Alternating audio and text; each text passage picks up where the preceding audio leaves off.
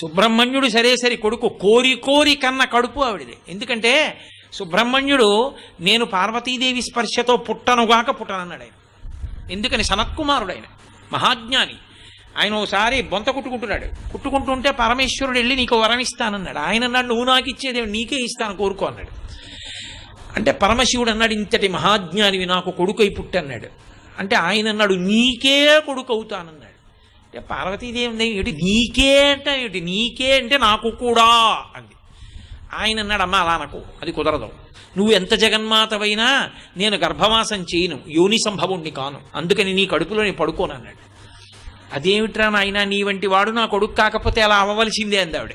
అయితే ఓ రాజీకి వద్దాం, నువ్వు ఒకనకొకప్పుడు శరవణ తటాకంగా రూపాంతరం చెందావు నీటి సరస్సుగా హిమాలయ పర్వతం మీద, అందులో పడి బయటికి వస్తాను, అందుకని నా పేరు శరవణ భవ, ఆయన మంత్రం కూడా అదే. అందుకని నీ తటాక